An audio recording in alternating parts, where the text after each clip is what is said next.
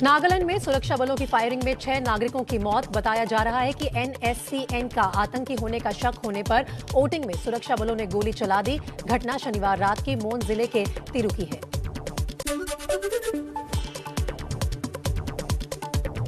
घटना के बाद ग्रामीणों ने गुस्से में प्रदर्शन किया और तोड़फोड़ और आगजनी पर उतर आए। लोगों का कहना है कि जिन लोगों की हत्या हुई है वो निर्दोष थे।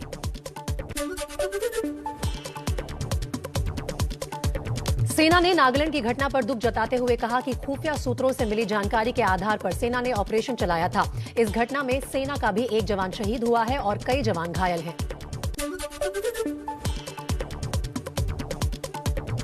नागालैंड के सीएम नेफ्यू रियो ने घटना की SIT जांच के लिए आदेश दे दिए हैं। सीएम ने लोगों को भरोसा दिलाया है कि जांच के बाद कानून के मुताबिक इंसाफ होगा। सीएम ने लोगों से शांति की अपील की है।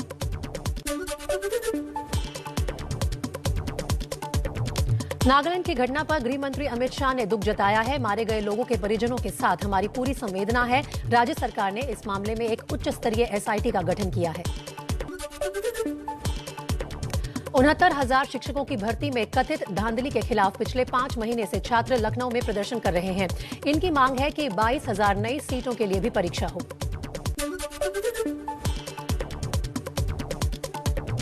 कल के लाठीचार्ज के बाद भी लखनऊ के निशातगंज इलाके में धरना दे रहे शिक्षकों का कहना है कि जब तक उनकी नौकरी की मांग पूरी नहीं होगी वो धरना खत्म नहीं करेंगे।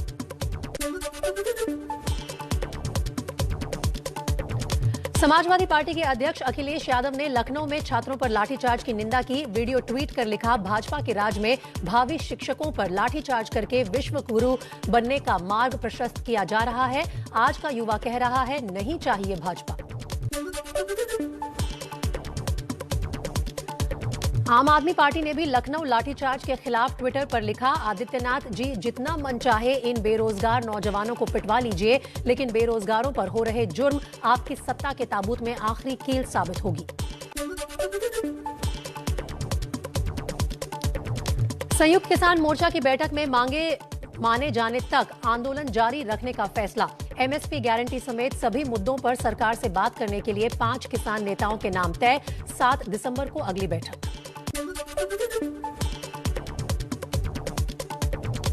संयुक्त किसान मोर्चा ने सरकार से बातचीत के लिए 5 सदस्यों की जो कमेटी बनाई उसमें बलबीर राजेवाल, गुरनाम चडूनी, अशोक धवले, शिव कुमार कक्का, युद्धवीर सिंह शामिल हैं।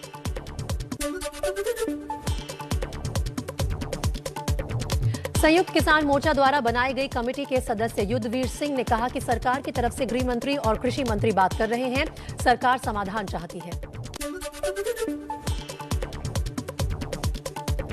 संयुक्त किसान मोर्चा ने कहा, कृषि कानून रद्द होना किसानों की जीत है। हम अपनी मांगों पर कायम। MSP पर गारंटी कानून बने, केस वापस लिए जाएं, स्मारक के लिए जमीन मिले तभी घर वापसी पर फैसला।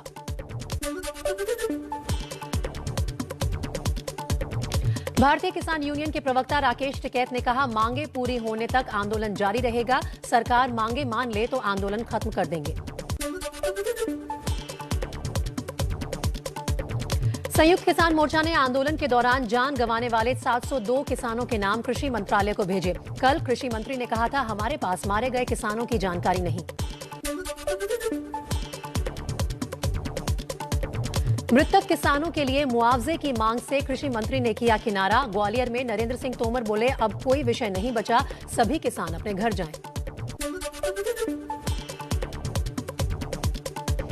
गोरखपुर में सीएम योगी आदित्यनाथ की रैली। कहा, गोरखपुर को पिछली सरकारों ने नकार दिया था। खाद के कारखाने बंद हो गए थे। अब 2016 में जिस कारखाने की आधारशिला रखी गई थी, पीएम उसका 2 दिन बाद उद्घाटन करेंगे।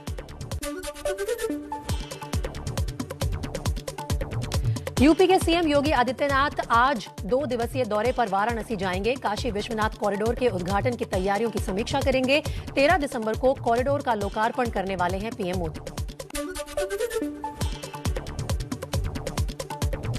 यूपी के साप्ताहिक सर्वे में दिख रही है बीजेपी एसपी में कांटे की टक्कर। बीजेपी और एसपी का वोट शेयर इस हफ्ते 1-1% बढ़ा, लेकिन मायावती के वोट शेयर में गिरावट। यूपी के डिप्टी सीएम केशव प्रसाद मौर्य का अखिलेश यादव पर फिर हमला। अंबेडकर नगर में अखिलेश के नाम के साथ जिन्ना जोड़ा। अखिलेश यादव नहीं कहता हूं, उनको श्री अखिलेश अली जिन्ना कहता हूं। यूपी टीईटी पेपर लीक मामले में सीसीटीवी फुटेज आया सामने। पर्चा छपने से पहले 23 अक्टूबर 2021 को नोएडा के एक होटल में आरोपी राय अनूप प्रसाद और परीक्षा नियामक प्राधिकारी संजय उपाध्याय की हुई थी मुलाकात।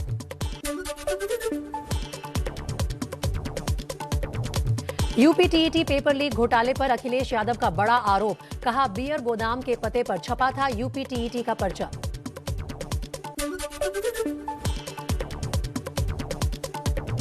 यूपी में टीईटी पेपर लीक की घटना के बाद आज हो रही समीक्षा अधिकारी की परीक्षा के लिए कड़ी सुरक्षा। 22 शहरों में 1200 से ज्यादा केंद्रों पर हो रही है परीक्षा।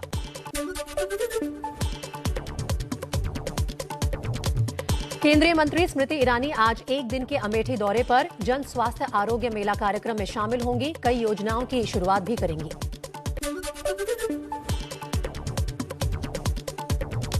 राहुल गांधी आज उत्तर प्रदेश के प्रयागराज जाएंगे। एक निजी कार्यक्रम में शामिल होंगे। पार्टी कार्यकर्ताओं से भी कर सकते हैं मुलाकात।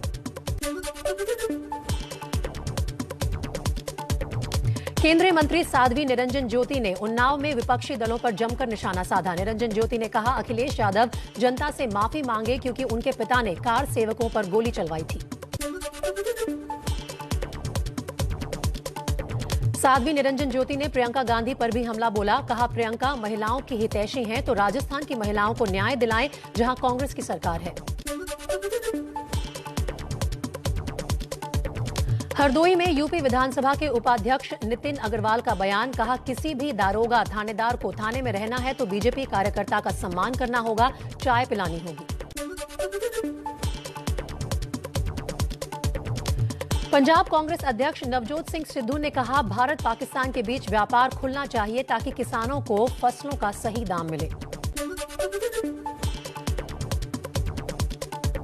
पंजाब कांग्रेस अध्यक्ष नवजोत सिद्धू की मांग पर कांग्रेस सांसद मनीष तिवारी का बयान, कहा जब तक पाकिस्तान सरहद पार से आतंकी हथियार और ड्रग्स भेजना बंद नहीं करता तब तक व्यापार का सवाल नहीं उठता।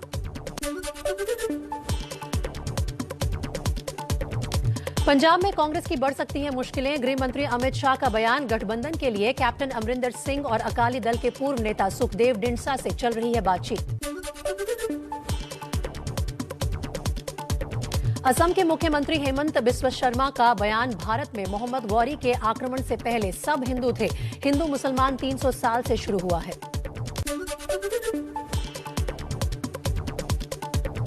मध्य प्रदेश में 3 चरणों में होंगे पंचायत चुनाव। 6 जनवरी, 28 जनवरी और 16 फरवरी को डाले जाएंगे वोट।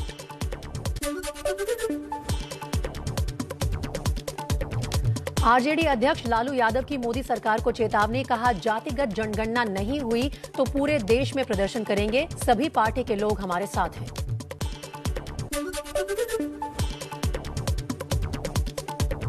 बिहार में खाद की कमी पर सियासी घमासान, पप्पू यादव ने 10 दिसंबर से आंदोलन करने का ऐलान किया।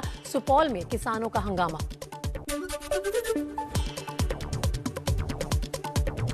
लालू के बेटे तेज प्रताप की दरियादिली, पटना में बच्ची को दिया आईफोन, कहा इस पर पढ़ाई करना।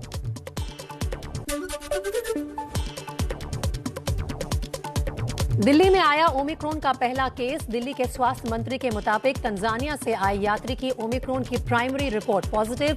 युवक को दिल्ली के एलएनजेपी अस्पताल में भर्ती कराया गया। ओमिक्रॉन का पेशेंट लगता है कि जो तंजानिया से आया है। देश में कोरोना के नए वेरिएंट ओमिक्रॉन के 5 मरीजों की पुष्टि। दक्षिण अफ्रीका से ठाणे के डोंबिवली लौटा शख्स ओमिक्रॉन से संक्रमित मिला।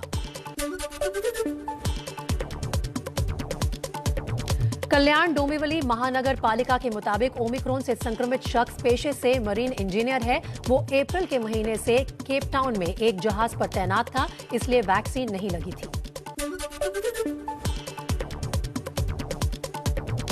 ओमिक्रॉन के बढ़ते खतरे के बीच हाई रिस्क वाले देशों से मुंबई आने वाले यात्रियों के लिए बीएमसी ने 7 दिन का क्वारंटीन अनिवार्य किया।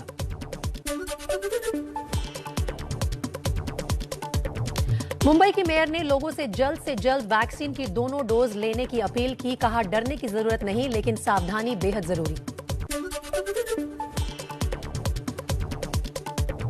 गुजरात में भी ओमिक्रॉन का पहला मामला सामने आया। जिम्बाब्वे से जामनगर लौटे 72 साल का बुजुर्ग का सैंपल ओमिक्रॉन पॉजिटिव निकला। गुजरात के राजकोट में वैक्सीनेशन को बढ़ावा देने के लिए महानगर पालिका की अनोखी पहल। दोनों डोज लगवा चुके लोगों को लकी ड्रॉ के जरिए 50,000 तक का इनाम देने की योजना।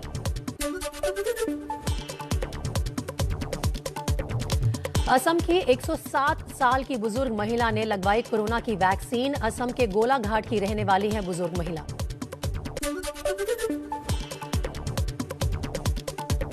केरल के शबरीमला में भगवान अयप्पा के मंदिर में श्रद्धालुओं की भारी भीड़। एक दिन में 45,000 भक्तों ने किए दर्शन। रूस में एक महीने में कोरोना के सबसे ज्यादा केस दर्ज किए गए हैं। शनिवार को यहां कोरोना के 32,974 नए केस दर्ज किए गए हैं, जबकि एक दिन में 1,215 लोगों की मौत हुई है। जैसलमेर में बीएसएफ के 57वें स्थापना दिवस समारोह में गृह मंत्री अमित शाह ने ली सलामी। शहीद पूनम सिंह स्टेडियम में हुआ समारोह।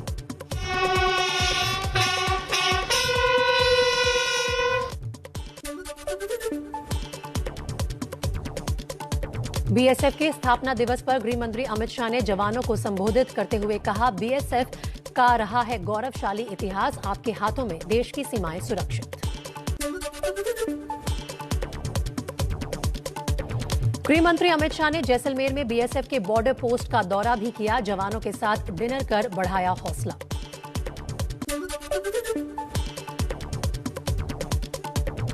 जवाद चक्रवाती तूफान का पश्चिम बंगाल के दीघा में दिखने लगा है असर। 23 किलोमीटर प्रति घंटा की रफ्तार से चल रही हैं हवाएं। हल्की बारिश हो रही है। इलाके में एनडीआरएफ तैनात।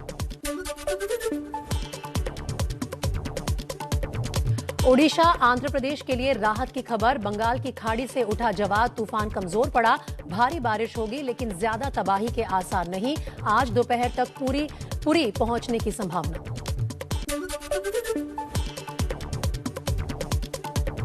जम्मू कश्मीर में अगले 2 दिन तक बर्फबारी होने के आसार। श्रीनगर में तापमान 0 के करीब पहुंचा। पहलगाम में पारा -2 डिग्री सेल्सियस।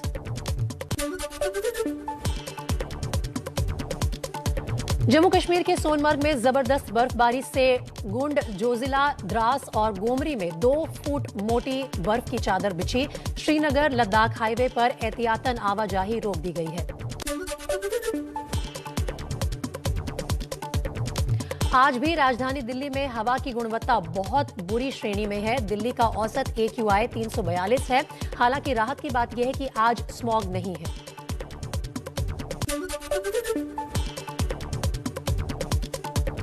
दिल्ली से सटे गुरुग्राम में प्रदूषण की वजह से सभी स्कूल बंद। अभिभावकों ने कहा, सरकार करे चिंतन, बच्चों की पढ़ाई हो रही है खराब। शराबबंदी वाले बिहार के सहरसा में ज्वेलर की दुकान में लॉकर से बरामद हुई 44 बोतल शराब। पुलिस को मिली थी ज्वेलर की दुकान से शराब की बिक्री की सूचना।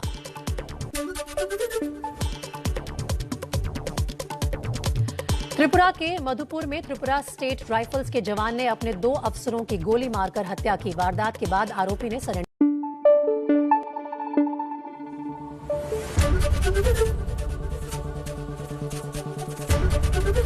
एबीपी न्यूज आपको रखे आगे।